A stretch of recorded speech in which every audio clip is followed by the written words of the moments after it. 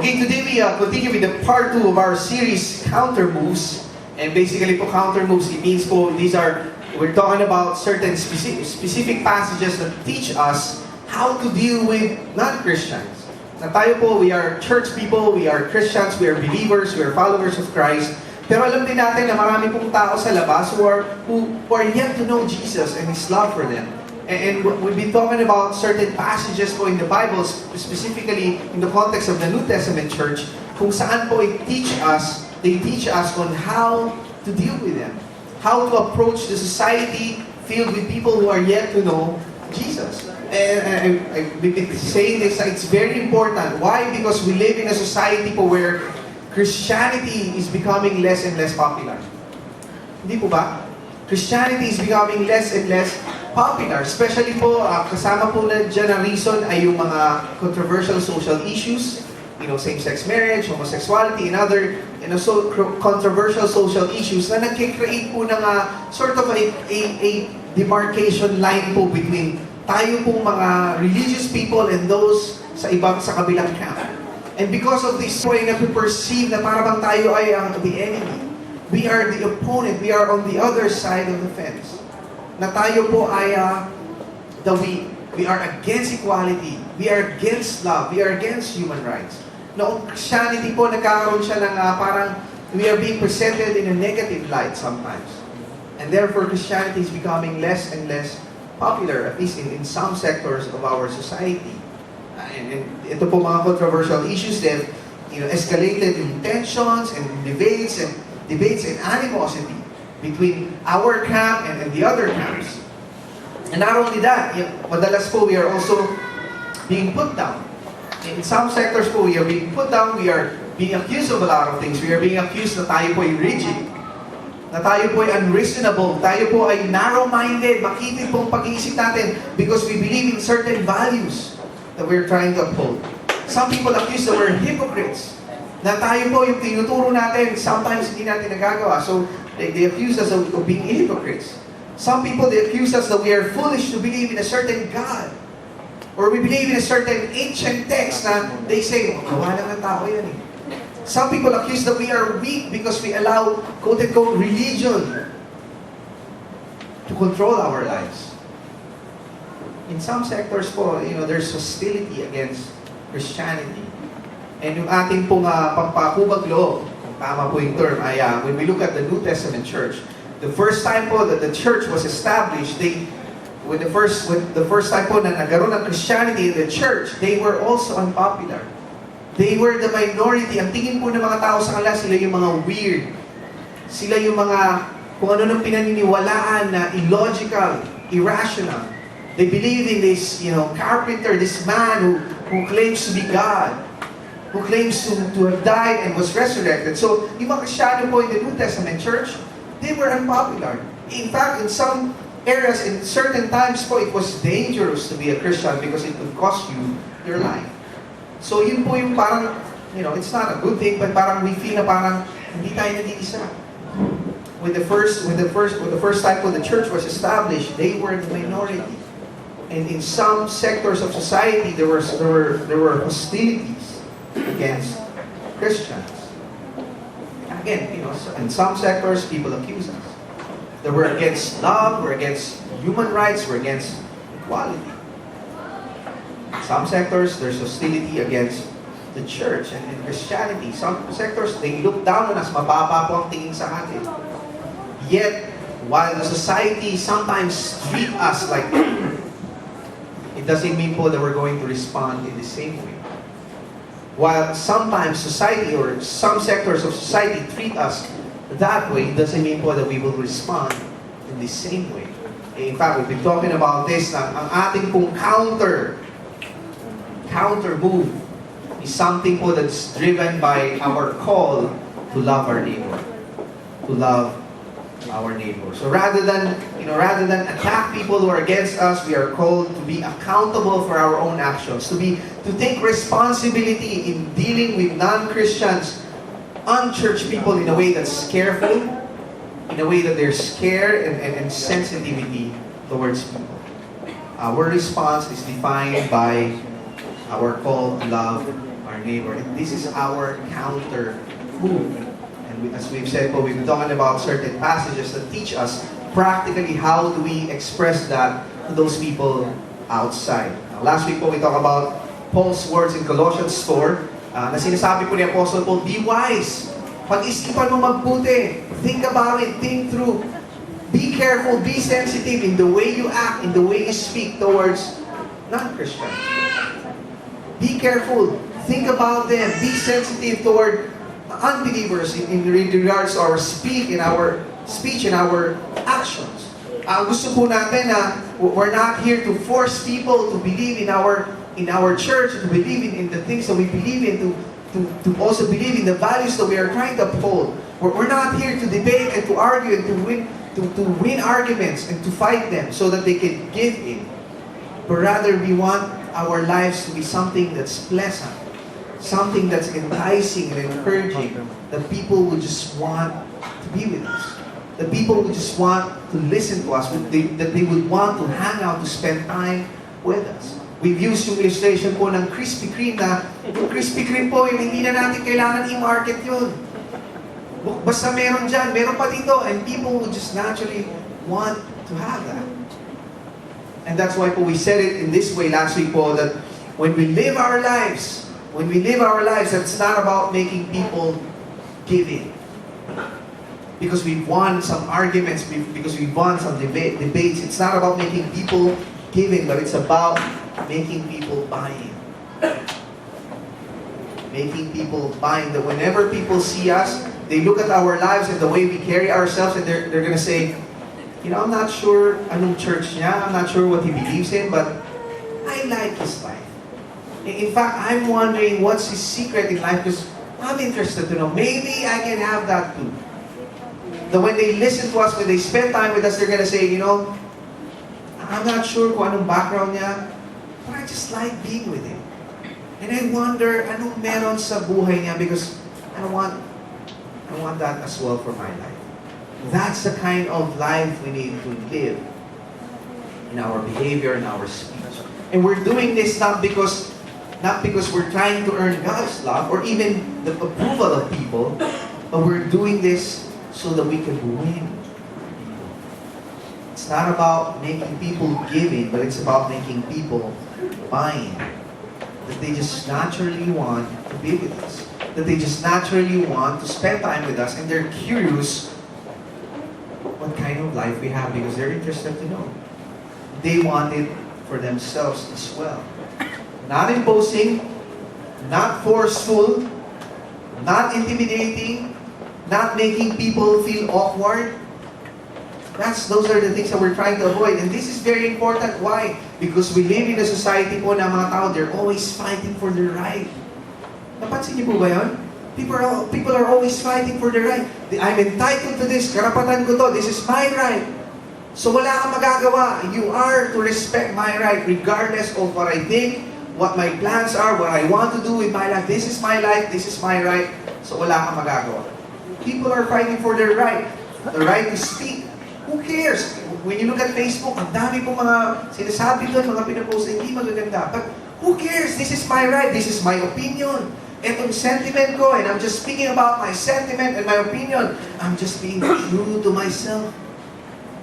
Ano ba? Ginagamit pa yun to justify. I'm just being honest with myself. The right to speak, the right to privacy. Marami po sa ating mga politicians, no? Pag nag-inquire po ang mga kung ano ng mga inquiries, sasabihin, I have the right to privacy. It doesn't really matter what I've done, how I've done it. But nobody can force me to expose myself. That's my right. The right to vote, the right to drive, the right to drink, the right to choose who to love. You cannot tell me who to choose and not to choose. You cannot tell me who to love and not to love. That's my right. This is my life. People are always fighting for their right. What they're entitled to. What they deserve. And people are always fighting for their right. And I'm telling you, I appreciate, I am grateful that we live in a country where meron po mga batas that protect our rights. You know, I am grateful for that. Now, there are rights to protect myself, my loved ones, and my possessions, everything I own. And I'm grateful that we live in a country that our rights are protected by law. Compared to probably some of countries po na maybe marami pong human rights violations, and yung mga women wala po silang masyadong voice, and the children are not protected. You know, I am very grateful that we live in a country where somehow, even though imperfectly, our rights are protected by law. But you know what's the problem with a society that's so into fighting for their rights? You know what's the problem with the society na laging nandun sila, this is my right, I'm gonna fight for my right. The problem with that kind of society is that it brings out people who are just into themselves. A society that's so focused in fighting for their right, it brings out people who are just so, self-absorbed, self-centered. It's, fighting for my right, it's so inward looking. That you're always looking for my interest, my convenience, what I deserve, what I am entitled to. A society that's so into fighting for, my rights brings about people who are only focused on my life. A society that is so into my rights brings about people who are only focused on my life. And the thing is, here's the problem, Bono. Rights are meant to protect one from the other. And we are grateful for that. But rights, these do not promote making a difference to one another. Napansin niyo po ba yun? Rights are meant to protect one, like me, protect me from somebody who's trying to harm me. Rights are meant to protect one from the other, but these do not promote making a difference to one another. Let me demonstrate po. Let me share an illustration po. Pansin niyo po ba ngayon, pag pumipila po kayo sa mga government offices like NSO, LTO, pumipila po kayo sa mga pag-ibig, pumipila po kayo sa mga bayan center or sa fast food chains, hindi po ba meron mga senior citizen lane? Hindi po ba? Meron pong senior citizen lane, and it's sort of to give them easy access. I'm not here po to question that.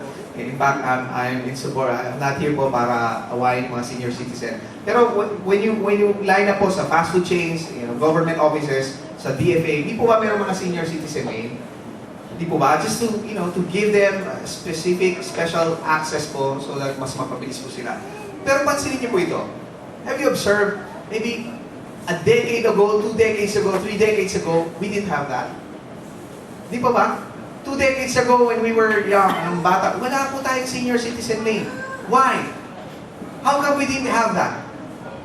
Because we didn't need that. We didn't have that because we didn't need that. Why? Nung bata po ako, and siguro po nung bata po kayo, automatic po yun na pag may senior citizen, merong elderly that you would give way. Di po ba? Automatic po yun. I was growing up, ganun po, pag may matanda, you would give up your slot, you would give up your seat, you would give up your whatever, your number. Hindi po, sige po, lola, tita, go ahead, mauna na po kayo. It's almost automatic that we would do that. Well, apparently not anymore. That's why, because hindi na tayo ganon, kinakailangan na ng right na kailangan bigyan ng karapatan yung mga elderly na meron silang special access so that hindi po mahirapan ang ating mga elders.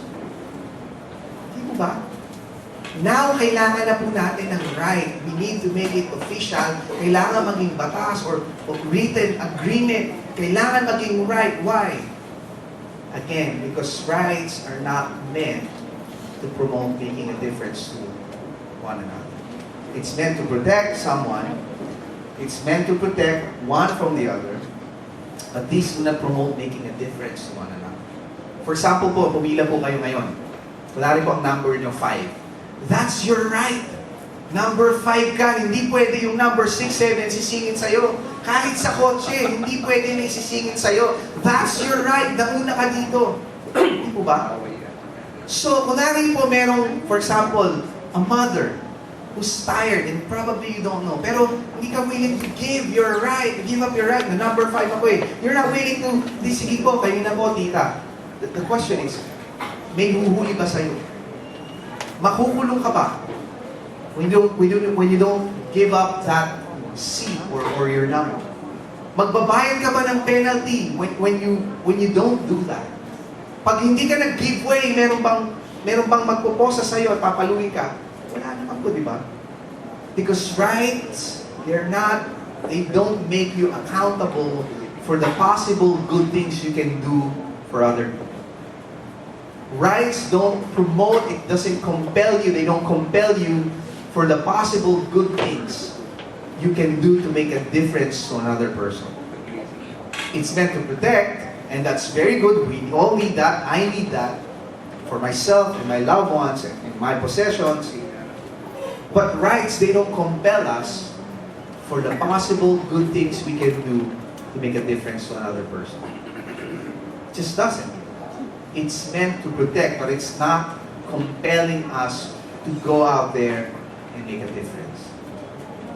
That's the problem po. I mean, it's good to have rights, but when you look at it, that's it. Pag nagawa mo na yung right mo, basta hindi ka naningit, number 5 ako, hindi ko siningitan yung number 4, pero hindi rin ako siningitan ang number 6. And minsan nangyayari lang po ng basta, that's your right and I'm gonna leave you. That's your right and I'm gonna respect that. I'll give you your space because that's your right. And same thing, the other person will do, okay, then that's your right and ako rin, I'm gonna leave you alone. I'm gonna give you your space. Then you leave me alone, I leave you alone, and we have our own, space, and it promotes isolation. It promotes isolation. And then we say, now we can coexist. Now we can live in harmony together. Because I leave you alone, and you leave me alone, and then we're fine. Ito ba? That's what rights do. I give you the space, I respect you, I leave you alone, I don't do anything to you, and we're good. Then we can exist together. But it does not make you accountable for the possible good things you can do. It does not make you accountable for the possible things that you can say and do to make a difference to enrich another person's life. Rights don't make it compelling for you. In fact, it doesn't make you accountable. If you don't do it, you're okay. If you do it, well and good. If you don't, and this is the big difference when it comes to our faith. Because our faith compels us not just to be satisfied with, oh, basta I'm not doing anything. Because I leave you alone and that's good. We're good. Our faith does not make us satisfied with our rights. But our faith compels us to go out and actually make a difference. Our faith compels us to go out and actually make a difference. And this is what we're going to talk about because we see this approach po in Jesus and even in the Apostle po. Kung paano po nila ginawa yung ministry, how they live their lives, makita po natin how powerfully they did that. They demonstrated that they're not satisfied with, basta that's your right and I'm just going to give you your space and I'll respect. But rather, they became creative, finding ways to make a difference to people living in a society na meron pong hostility. Remember po si Paul and si Jesus. If you look at yung pinagdaanan po nila, not everybody liked them. There were certain sectors of society that they lived in na merong hostility against them. Yet it did not hinder them to go out and make a difference to people. And that's what we're gonna look at. And we're gonna see that this portion of the passage po where makita po natin yung approach ni Apostle Paul. And I feel po that this is very relevant to where we are right now. Living in a society wherein ang dami-dami pong perspectives on Christianity. Some of them, they're okay with it. Some of them are hostile against us. And we're going to look at this passage and we're going to see how Paul did it. His approach. And we're going to find that in his letter to the church in Corinth. 2 weeks ago, we talked about Corinth. That's actually a port city. So, port po siya. So, marami pong mga nagdadock na mga ships. A lot of times po passing by. So, marami pong mga transients. So, it was well populated. But more importantly, it was populated with people coming from different backgrounds, different countries, different practices, religious practices. So, marami po. People observed, worship different gods, many gods. Kasama po yun in the culture that they they were in Corinth. And to add to that po is that they were under Roman Empire, so meron din pong influence ang Roman Empire. So basically po, Corinth was a melting pot. Iba-iba pong kultura, they're trying to live together. And because of that, nagkaroon po siya ng effects sa church. Kasama po doon ay confusion on certain doctrines. Yung mga beliefs, religious practices. So how are we gonna do this? Anong stand natin on this? Anong gagawin natin pag nangyari to? Anong gagawin natin dito na nangyayari to? So marami pong mga confusions. Remember po, Christianity was new that time. Eh ito po mga tao na to, they came from other religious backgrounds and they became Christians. And so bago po sila sa this concept of church and Christianity, they're trying to figure out, ano na tayo? What is church? How are we supposed to act towards each other? How are we supposed to behave? Ano ang belief natin dito? And kasama po doon yung dala-dala po nilang baggages. Coming from the previous faith system that they belonged to. Dala-dala po nila. And there was confusion. There were questions like, food. Ano bang gagawin natin sa food na in-offer sa idols? Can we eat that or not? Is it sinful or is it okay? Anong gagawin natin sa, may mga tanong na, mas okay ba na maging single or may asawa? Mga ganun po, no? So, single should read that.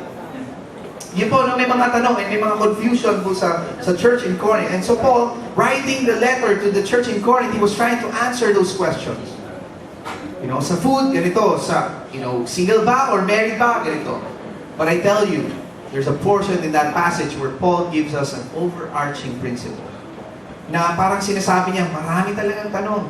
Maraming perspective. Some people would say this, some people would say that.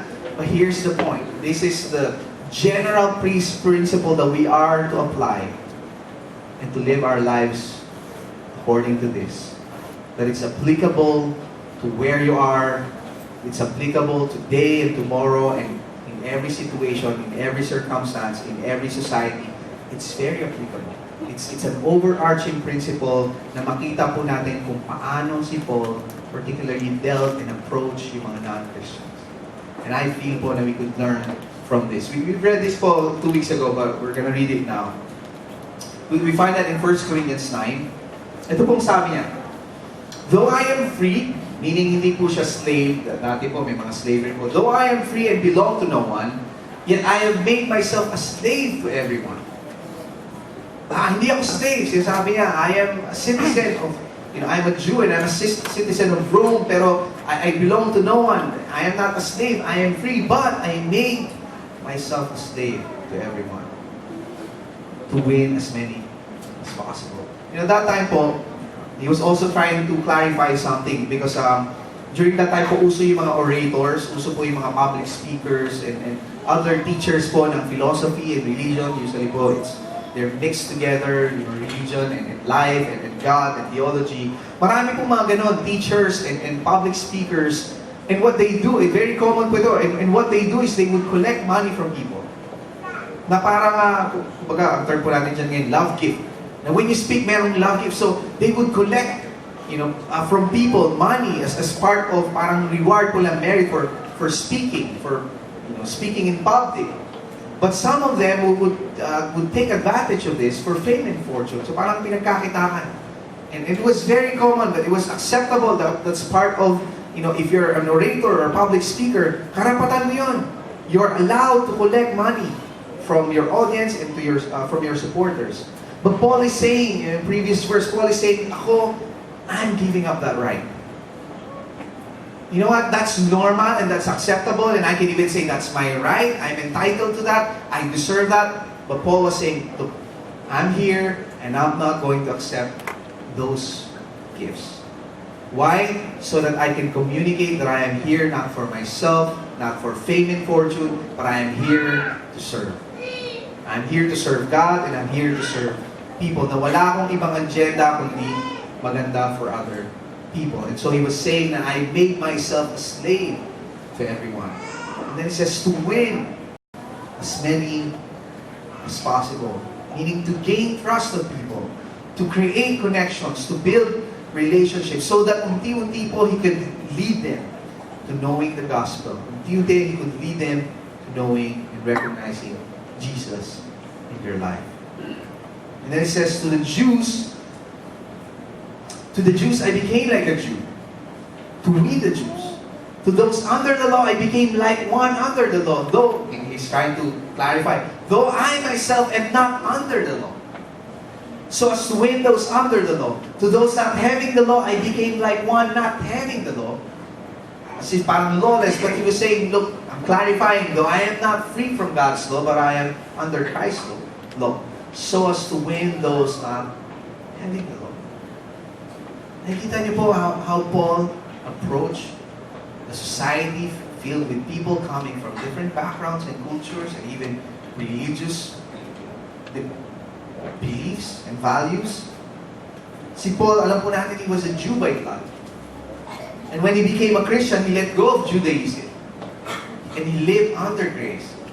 He began to understand na yung kanya pong identity, yung kanya pong salvation is not based from his ethnicity. It's not based on because he was a Jew, but because of Christ. He understood that. Yet, when he was dealing with Jews, he would observe Jewish laws and practices, cultural practices or observances. He acted like a Jew. Not that he was going back to Judaism, but the culture and how he spoke and he acted towards them, he became like a Jew.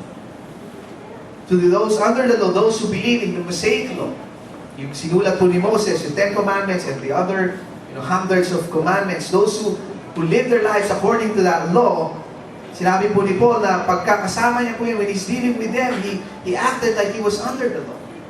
And then he clarifies, I'm not saying I believe that will bring you salvation.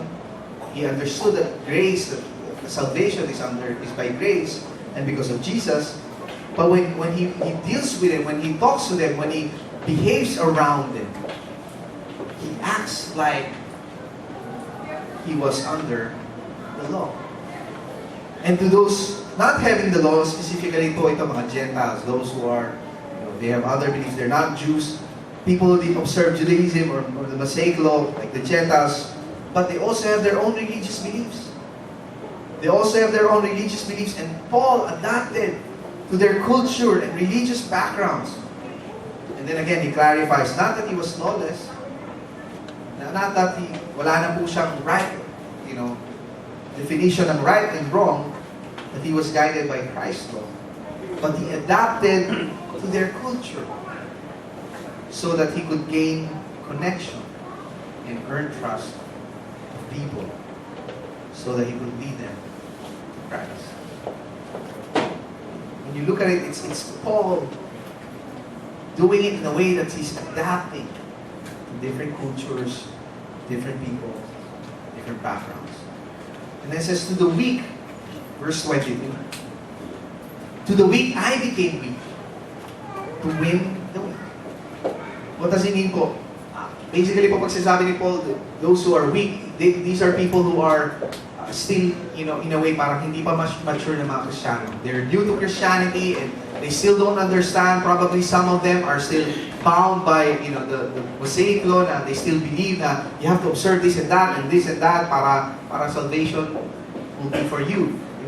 They believe in those things, hindi pa po masyado malinaw yung concept of grace and who Jesus is. They're still weak in the faith, meaning medyo bata pa, medyo immature pa sila sa kanilang knowledge of who God is and in their relationship with God. But Paul says, to the weak, I became weak. Meaning, I'm trying to consider where they're coming from. I'm trying to understand na wala pa sila masyadong alam. But they are in a journey. So I need to be sensitive to them.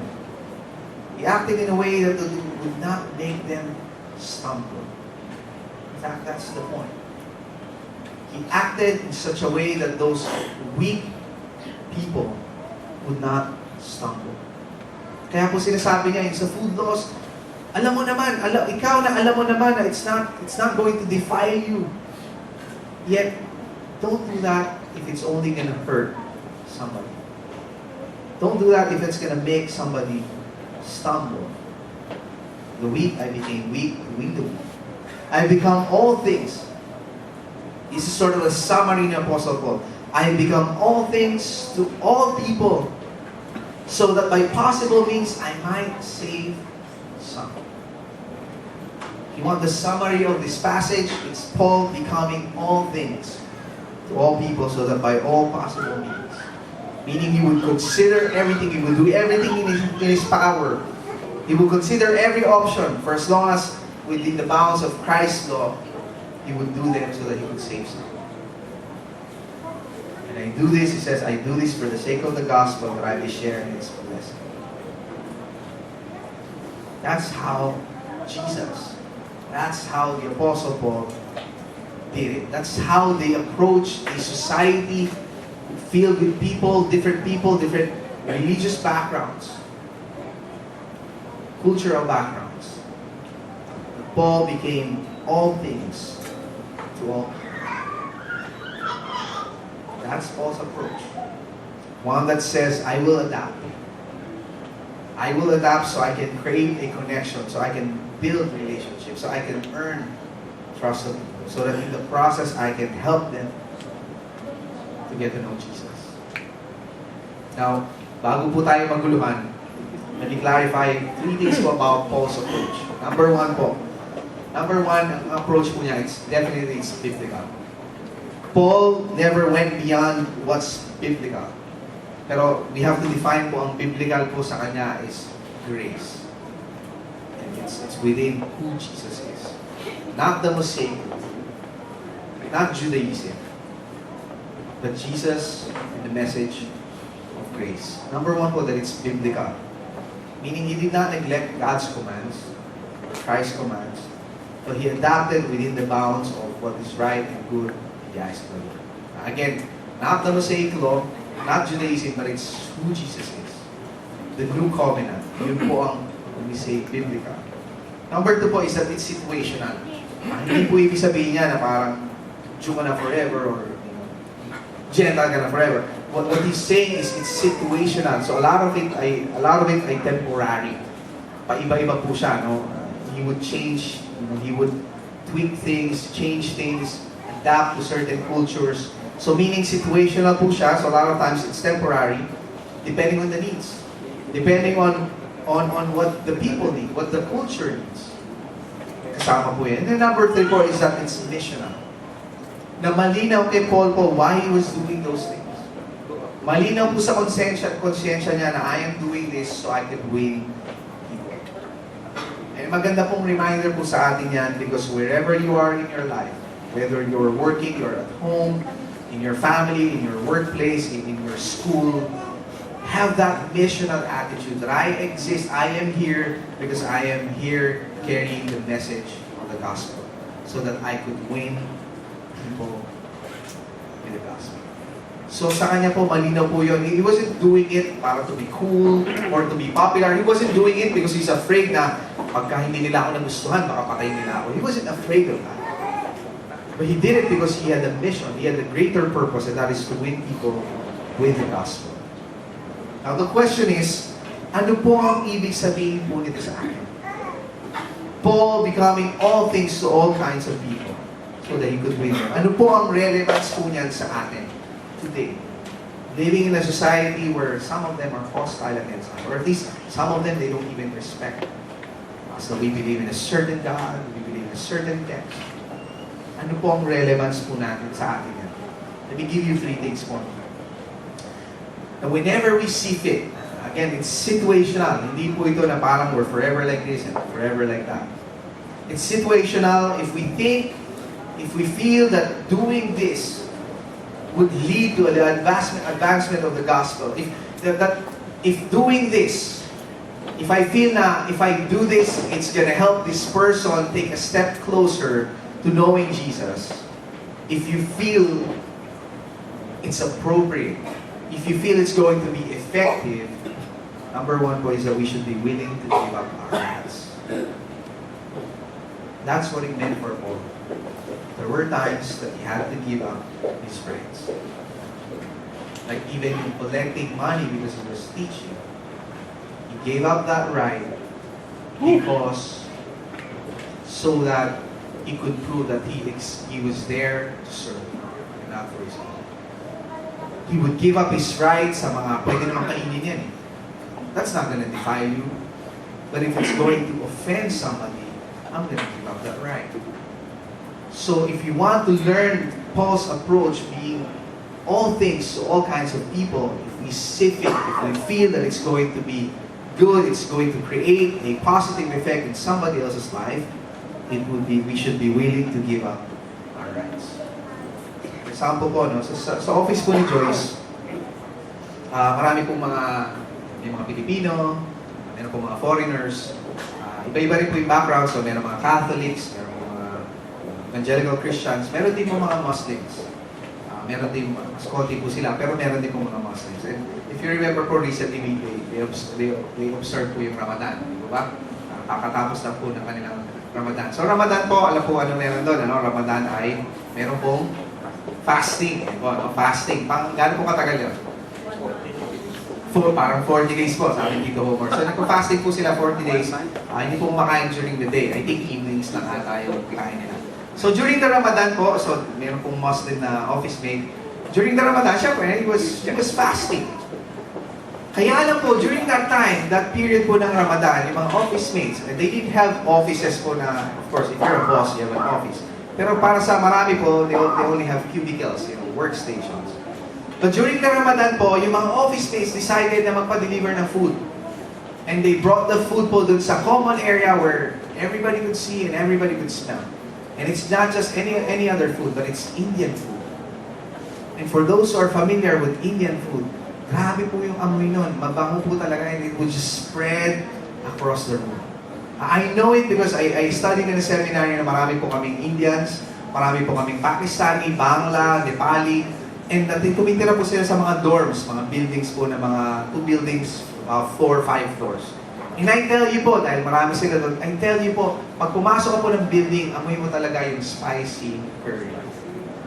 From the time pumasok ka sa hallway, regardless of the floor, the smell would just spread across the building. And that's what happened. And imagine po yun, na meron pong ang bango-bangong Indian food, tapos meron po silang Muslim na ka-office mate na nagpa-fasting. Imagine po yung torture po. And he was fasting, patapos na naman, ilang linggo na siyang nagpa-fasting, and he could smell. Siyempre, imagine that. Imagine po. And of course, they didn't realize that until a boss, spoke up, sabi po ng boss, imagine how that smells to that person. But nobody thought of it. Would you want that? Kunwari po, nagda-diet kayo. So you want to lose some pounds. No? Kunwari, serious po kayo na mag-diet, talagang magpapayata, sabihin ko sa inyo, oy, meron akong, dito, 5 tickets sa buffet. For free. Or I would bring food, tas kakain ako sa harapan mo. Oh, ice cream, oh? So, nobody thought of that until the boss said, imagine ano ang effect niyan doon sa kasama natin who's fasting right now. Imagine. Did they have the right to buy their food? Of course. Di ba sila Muslim eh? Did they have the right to eat their food? Did they have the right to buy Indian food? Of course. Di naman sila Muslim. They're allowed to do that. Their religious beliefs, their culture would allow them. That's part of their right. It seemed that they were allowed to eat dun po sa common area, mukhang pwede. But would it produce goodwill? Probably not. Is there a chance na merong ma-offend because of that? I think so. Did it communicate care and concern? I doubt it. But it's their right. And nobody could question that. This is my right. I have the right to eat wherever I want for as long as it's allowed by the company. I have the right to buy any food that I want and eat it anytime for as long as allowed by the company. That's my right. But would it communicate concern? Care? Doubt it. Would there be penalty kung kumain sila? Wala naman. Would they be put in jail? Of course not. Again, rights can protect one from the other, but it does not promote making a difference. And Paul is saying, look, that's my right, but it's going to be, if it's going to be ineffective so to reach you, then I'm going to give up that right. If you feel na this is what I'm doing and it's offending you, but it's my right, I'm going to give that up. So that we can have a better relationship. When we see fit, when we feel it's going to help someone get to know Jesus better, if it's going to help us create connections and build relationships, we should be willing to give up our rights. So how do we apply that? Panganay ka ba? Sa bahay, panganay ka na pag kumakain, muna kang kumuha ng kanin? Maybe this time you could say, you know what? Okay lang. Go ahead. Doon na ako sa tutok. Boss ka ba? That you are treated the best way sa opisina, you have the best seat in the house, or pagka nag-meeting, ikaw pinakamagandang upuan, yung umiikot-ikot pa, sila, ako na black lang. People treat you the best way possible, but maybe you can say this time, you know what? It's your turn. Go ahead, I'm okay. That's your right, but hey, to build relationships, I'm gonna give up that right. Husband ka ba? You know, it's my right na pag nagsalita ako, makinig ka, you, my wife, you're supposed to submit to me. Yan ang sabi ng Bible. Dapat ako na susunod. How about say, you know what? Ako na susunod. So sundin mo to na today, ikaw ang boss ko. Whenever you see fit, whenever you feel it's going to help create connections, build trusting relationships, we should be willing to give up our rights because it communicates authentic care and concern. Number 2 po, what does it mean for us? Again, whenever we see fit, it's situational po, whenever we feel it's going to be effective, if it's going to build relationships, we should be willing to give up traditions and cultures. We should be willing to give up traditions and cultures. You know, meron pong storya ng isang American pastor. And meron pong bago siyang member. Nakaka-migrate lang po sa Amerika from China. So Chinese po siya. Bago lang po siya sa Amerika. He's a new member of the church. And apparently po, unfortunately, na-hospitalized po siya. But of course, the pastor wanted to minister to him personally. So the pastor po visited the hospital kung saan po nandun yung Chinese guy who's a new member of the church. And again, he was sick, no? So pumunta po yung pastor sa hospital. Unfortunately po, yung Chinese, he didn't know how to speak English. And unfortunately po, yung pastor, he didn't know how to speak Chinese. He could not understand, comprehend Chinese or even speak the language in Chinese. But he went anyway because he's the pastor and the member was sick, so he wanted to visit him. So pumunta po siya doon, tapos he made a sign na, again, the Chinese guy could not speak English, the pastor could not speak Chinese. So nag-sign po siya na, he made a sign na, sabi niya, can I pray for you? Sabi niya gano'n. So sabi ng Chinese, okay, so pray for me. So lumapit po siya doon beside the hospital bed. And then he held the hand of this Chinese patient. And then he started praying for about 1 minute or so. And then right after po mag-pray niya, sumigaw po yung Chinese man. Sabi niya, basta may sinabi po sa kanya, hindi niya maintindihan. Because he could not understand Chinese, he could not speak the language. Sabi niya, I don't know what you're trying to say. So sinabi na naman ng Chinese. Sabi na naman, nagsumigaw na naman Chinese. Sabi niya, I don't know. I don't understand Chinese. What are you trying to say? I don't understand. And finally po, with his final attempt, huminga po siya ng malalim. Tapos sinabi na naman niya, and then he died. And then a few days later po, nagkaroon ng funeral interment, and the pastor was asked to officiate the funeral. After po ng funeral, the pastor, he was really bothered about what this Chinese man said to him. He was really bothered about it. That he went to the family. Sabi niya, before he died, meron siyang gustong sabihin sa akin. And I could not understand it. Would you help me? Tapos sinabi niya, this is, tinry po ng pastor, i-communicate ko na yung sinabi. And sabi po ng relative, basically, pastor, this is what he was trying to say. Move over, you're stepping on my oxygen tube, I can't breathe.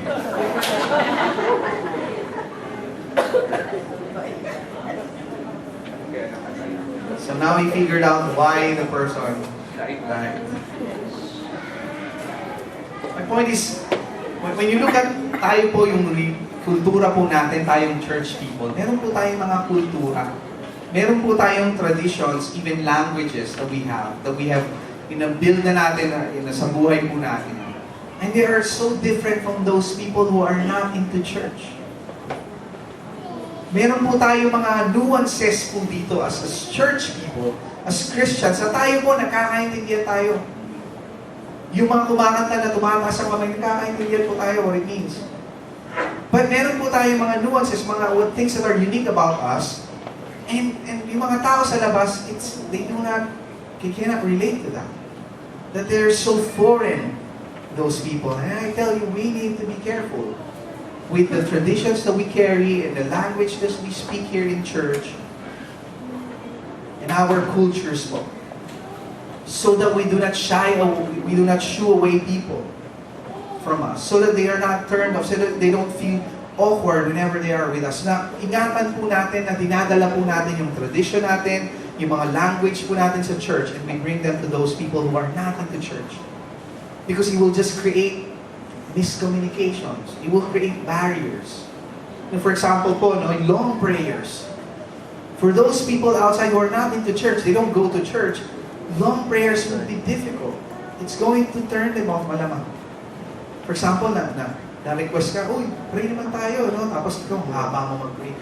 Lord, in the beginning you said, in Genesis 1, may isa-isa mo yung mga Bible verses, how you rescued, redeemed your people from Egypt. Yan. Pagkain lang naman, merienda pa. We cannot, it's not that it's wrong, but we have to create a language where they can relate to those people. For example, praying over, yung on-the-spot pray, no? Tayo po, we enjoy that. Would you pray for me? Tara, let's sit down. Or, can I pray for you? Tara, let me pray for you at this time. But for those people outside, it's going to be difficult. Imagine kung mag-aabang na lang kayo ng taxi, tapos, parang masakit ata lang siya. Sige, let me pray for you now. Ako nag-aabang ng taxi, no? So, ilan pong mga jeep at mga taxi pa para, ano mga gagawa nito? Hindi po ba? Be careful when it's not that they're wrong, be careful when we bring them to those people outside. But I tell you po, whenever you see fit, we should be willing to give up our traditions, our cultures. So that po Christianity, the gospel of Jesus ay maging palatable, relatable to those people who are not used to being in church. For example, the language, no? Wag po natin gamitin yung mga malalalim, no? Yung reconciliation, Christocentric, Trinitarian theology, incarnation. Sabi po ng isang theologian, sabi niya, alam mo yung word na adoption, ang ganda-ganda niyan. Pero ingat ka, pagkausap mo bata, you know you're an adopted child of God. Makakalain na bata, adopted po ako? Hindi po ba? So be careful when we use those terms, no? Not that they're wrong, they're very true, but would it be relatable? Would it build connection? Would it earn us trust? Even yung mga worship songs, no? For example, medyo minsan weird din kung ang alam lang natin worship songs. Tapos di natin, sino Lady Gaga? I don't know. Britney Spears, I don't know. Basta ang alam ko lang, Chris Tomlin and Forever. And that's all we sing. It's going to be weird. Kailangan makarelate tayo to their language, how they speak, to their life. So for the sake of winning them, creating connections, emphasizing commonality, building trust, we should be willing to give up traditions. Again, whenever we see fit, whenever the situation needs that.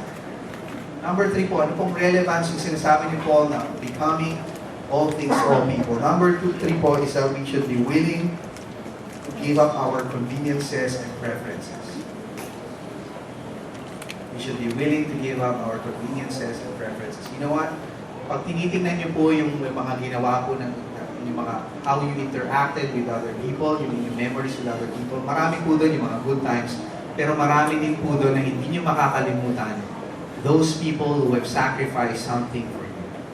Those people who went the extra mile for you. Those who went through hassles and inconveniences just to help you. You will remember that. Yung mga, whenever we are willing to accept inconveniences and to let go of our preferences for the sake of convenience and comfort of other people, it speaks powerfully of our love and concern. Let me tell you po yung secret ko po. Nung hindi ko pa po nililigawan si Joyce. Sabi ko po, alam niya naman, sabi ko po sa kanya, sabi ko sa sarili ko, ayaw ko manligaw at ayaw ko nakatira po kami sa Pasig. Sabi ko, ayaw ko manligaw at ayaw ko magka-girlfriend na malayo ang bahay. Like yung sa mga sukat or Fairview, ayaw ko yun. Sayang ang gasolina, sayang ang oras, sayang ang daming kailangan uubos ng energy dyan. Sabi ko, ayaw ko manligaw at ayaw magka-girlfriend na malayo ang bahay. Like yung Paranaque or Fairview, ganyan. And then nung niligawan ko po siya, nakatira po sila sa Fairview. And so every time po nahatid ko siya, layo-layo, syempre, mahalang gasolina, tas pauwi ang lungkot kasi ang haba ng Commonwealth, tas wala kang kasama, ang dilim-dilim. Very hassle po. But I thought, hey, she's worth it. So ngayon po, alam niyo po na nahuli ko po si Joyce. Si Joyce hindi lang dahil sa kanyang good looks.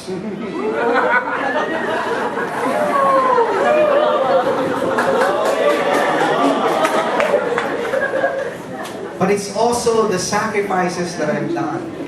And I know she appreciates that even now.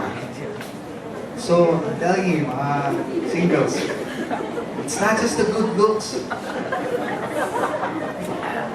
but it's also the effort. That you're willing to be inconvenienced for somebody else's comfort. That you're willing to take the hassle so that you can help somebody.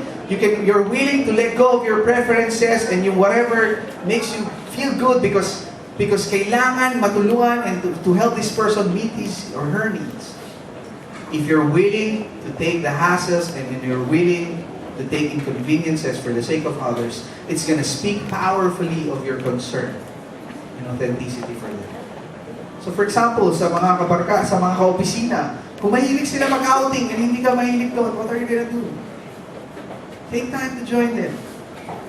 Hindi ka mahilig kumanta, pero ang hilig nila sa video, okay. Mag-practice ka. Hindi ka mahilig manood na sine, pero yung mga office mates mo ang hilig. Again, you don't like them, you don't need to like them, but if going with them would build relationships and earn their trust.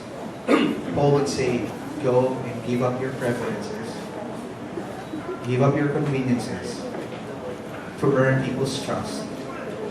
Kung ikaw ay introvert ka, and ayaw na ayaw mo to hang out with extroverts kasi napapagod ka, Paul would say, that's your preference, but if you do this, would this help build the relationship? Then go for it. If you're an extrovert and you don't like hanging out with introverts because they bore you so much. But Paul would say, if you do that and if you would create connections and build trust, go for it. We should be willing to give up our preferences, our conveniences for the sake of winning people. I have become, sabi ni Paul, I have become all things to all people so that by all possible means I might save some. We're willing to give up our rights. We're willing to give up our traditions and cultures and our conveniences. It will speak powerfully of our authenticity, of our care, and love for others. Especially those who are, some sectors of our society who are quite hostile to us. Giving up those things whenever we see fit will speak powerfully of our love and our concern for them. I tell you po, di po ba tayo po we have become a Christian.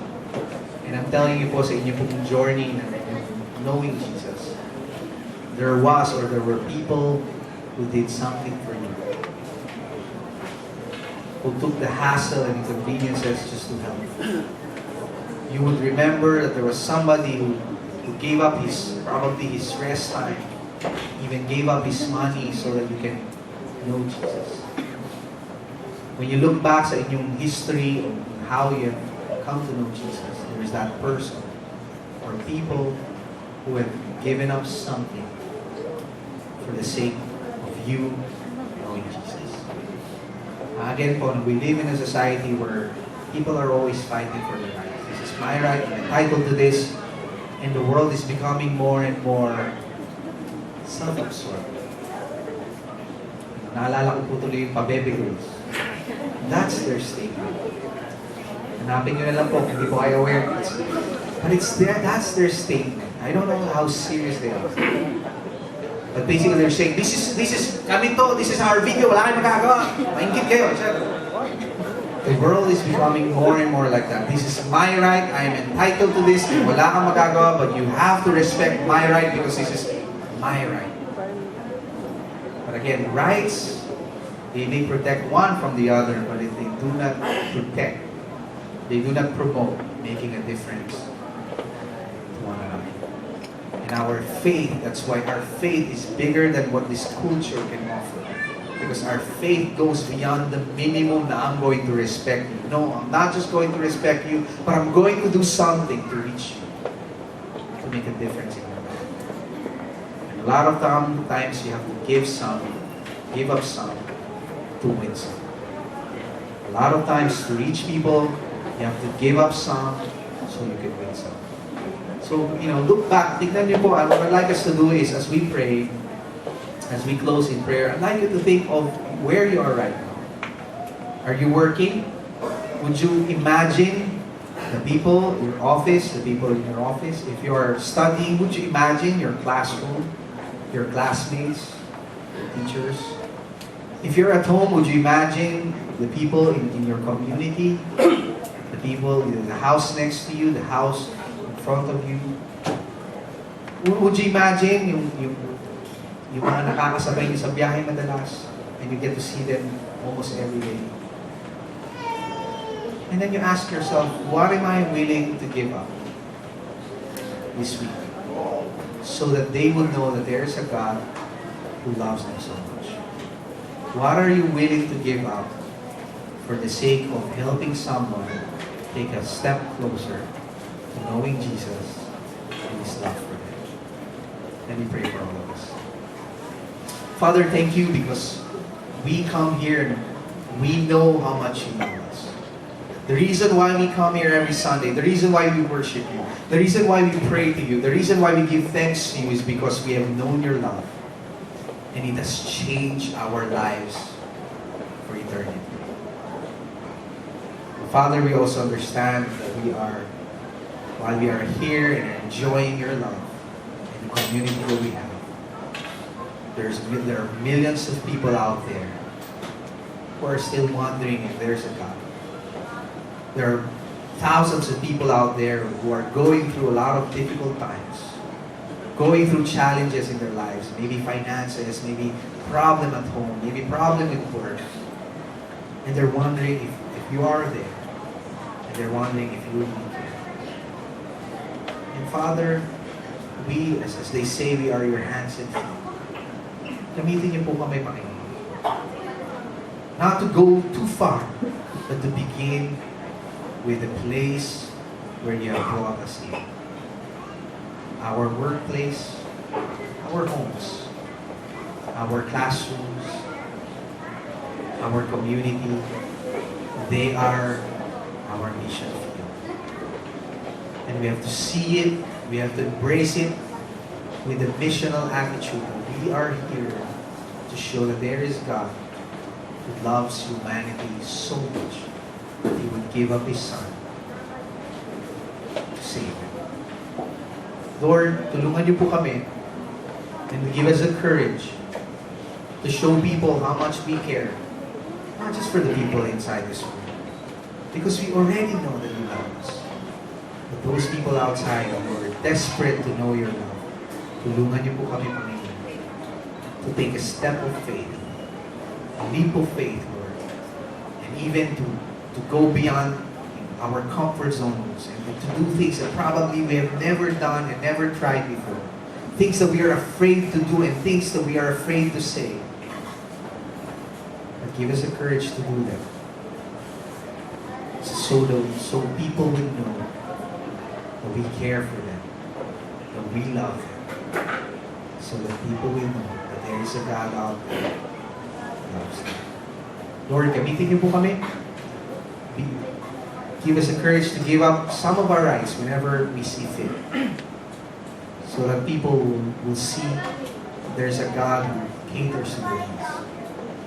Give us the courage, Lord, to give up some of our traditions and cultures, to be conscious of the language that the people outside are speaking and their culture, the culture that they're bringing and living within, na maintindihan po namin yun, and to speak their language. To give up our conveniences, to do something for them that probably no other in the office, no other in the office or no one in the community would do it for them. But allow us to do it so that we can win people with your gospel for them to know Jesus. And again, for them to know how much we love them. This is our prayer. This is our prayer in Jesus' name.